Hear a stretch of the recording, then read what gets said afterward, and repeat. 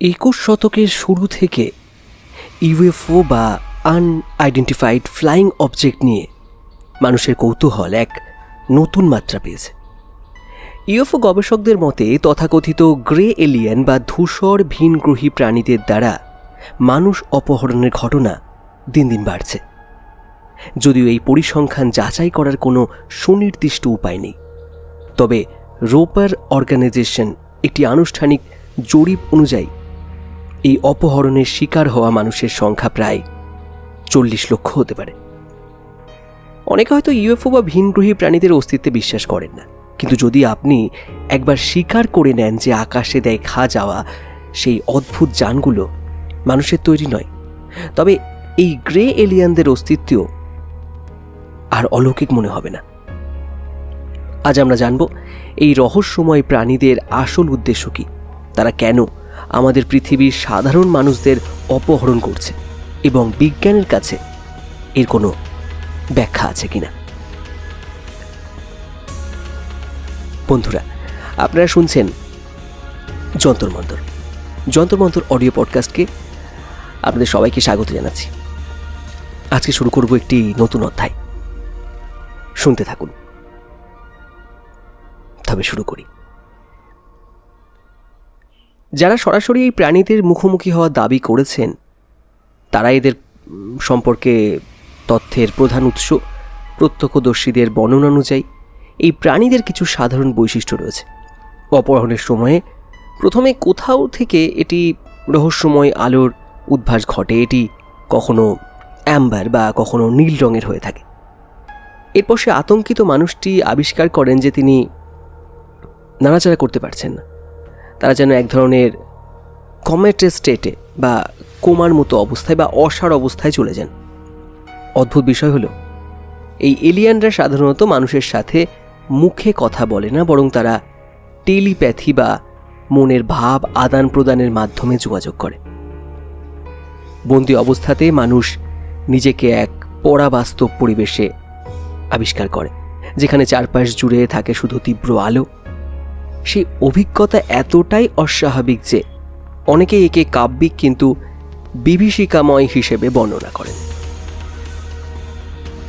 সবচেয়ে বড় প্রশ্ন হলো, তারা আমাদের কেন নিয়ে যায়?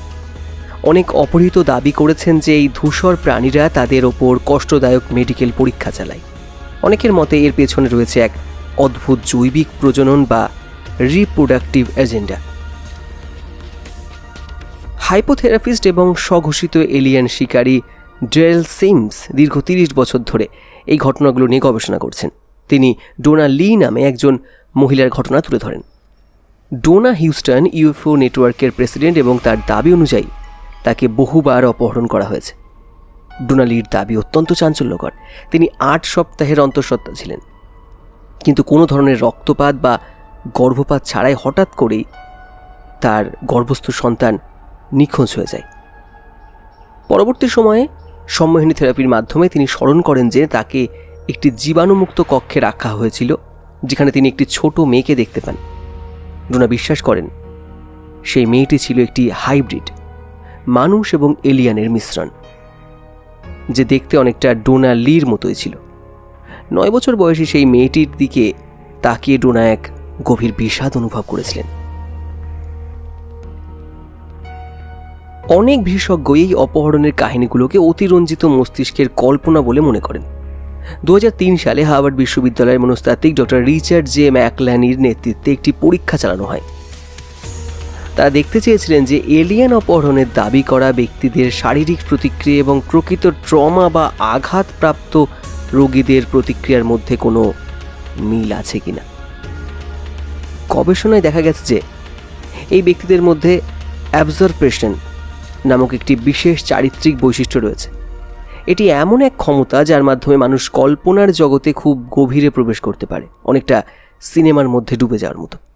ডক্টর ম্যাকনালির মতে অপহরণের অনেক ঘটনায় আসলে স্লিপ প্যারালাইসিস বা ঘুমের মধ্যে পক্ষাঘাতগ্রস্ত হওয়ার সাধারণ অভিজ্ঞতা।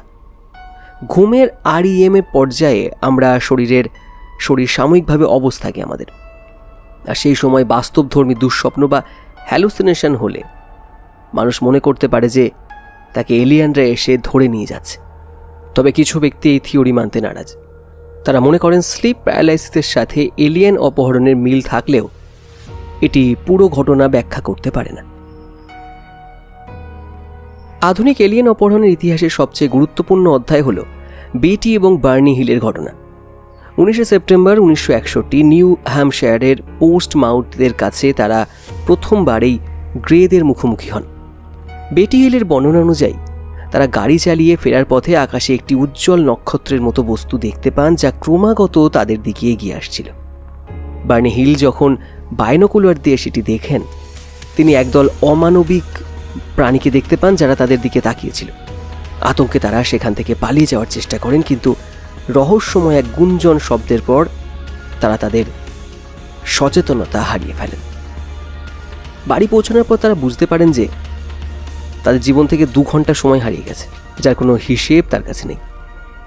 পরবর্তীতে প্রখ্যাত মনোরোগ বিশেষজ্ঞ ডক্টর বেঞ্জামিন সাইমনের চিকিৎসায় তারা সেই হারানো স্মৃতি ফিরে পান। তারা মনে করেন যে তাদের একটি মহাকাশযানে নিয়ে যাওয়া হয়েছিল এবং সেখান থেকে শরীর থেকে চামড়া, চুল এবং অন্যান্য নমুনা সংগ্রহ করা হয়েছিল। সবচেয়ে অদ্ভুত বিষয় ছিল বেটি হিলের আঁকা একটি নক্ষত্রের মানচিত্র, স্টার ম্যাপ। 7 বছর গবেষণার পর অপেশাদার জ্যোতির্বিজ্ঞানী মার্জার ফিশ দাবি করেন যে এই মানচিত্র আসলে পৃথিবী থেকে 40 আলোকবর্ষ দূরে অবস্থিত জেটা রেটিকুলি নামক একটি নক্ষত্রপুঞ্জের। নাসার বিজ্ঞানীদের মতে এই নক্ষত্রপুঞ্জে প্রাণের অস্তিত্ব সম্ভব হলেও আমাদের বর্তমান প্রযুক্তি দিয়ে সেখানে পৌঁছানো অসম্ভব। এলিয়েনদের আক্রমণ কি প্রাণঘাতী হতে পারে? 1977 সালে ব্রাজিলের কোলারিস দ্বীপে যা ঘটেছিল তা শুনলে শিউরে উঠতে হয়। স্থানীয় বাসিন্দারা দাবি করেন যে তাদের উপর আকাশ থেকে তীব্র আলোর রশ্মি দিয়ে হামলা চালানো হয়েছে। সাংবাদিক কার্লোস মেন্ডেস সেখানে গিয়ে মানুষের মধ্যে চরম আতঙ্ক দেখতে পান। প্রত্যক্ষদর্শীদের মতে এই রহস্যময় আলোগুলো মানুষের রক্ত চুষে নিত এবং তাদের অবশ করে দিত। স্থানীয় স্বাস্থ্যকেন্দ্রের পরিচালক ডক্টর ওয়েলডাইট কার্ভোল শুরুতে একে হ্যালুসিনেশন বলে মনে করলেও রোগীদের শরীরের রেডিয়েশন বার্ন এবং ছুঁচের মতো ছিদ্র দেখে তিনি অবাক হয়ে যান। সবচেয়ে ভয়াবহ বিষয় হলো এই আলোর হামলার অন্তত 2 জন মহিলা প্রাণ হারিয়েছিলেন। তাদের মৃত্যুর কারণ হিসাবে ডাক্তাররা কোনো সুনির্দিষ্ট ব্যাখ্যা দিতে পারেনি এবং সার্টিফিকেটে তা অজ্ঞাত হিসাবে লেখা হয়েছিল।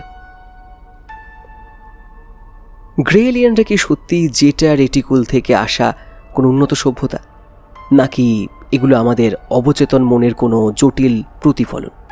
বেটি হিলের আঁকা মানচিত্র কিংবা ব্রাজিলের কোলারিস দ্বীপের সেই ক্ষতচিহ্নগুলো আজও বিজ্ঞানীদের ভাবিয়ে তোলে। যদি এই লাখো মানুষের অপহরণের দাবি সত্যি হয়, তবে হয়তো আমাদের এই পৃথিবীর ওপর কোনো অদেখা শক্তির নজর রয়েছে। আপনি কি মনে করেন? এলিয়েন অপহরণ কি বাস্তব নাকি কেবলই কল্পনা? কমেন্টে আমাদের জানান। ভিডিওটি ভালো লাগলে লাইক দিন এবং এমন আরও রহস্যময় ভিডিও দেখতে আমাদের চ্যানেলটি সাবস্ক্রাইব করুন। অজানাকে এইভাবেই জানতে থাকুন। ধন্যবাদ।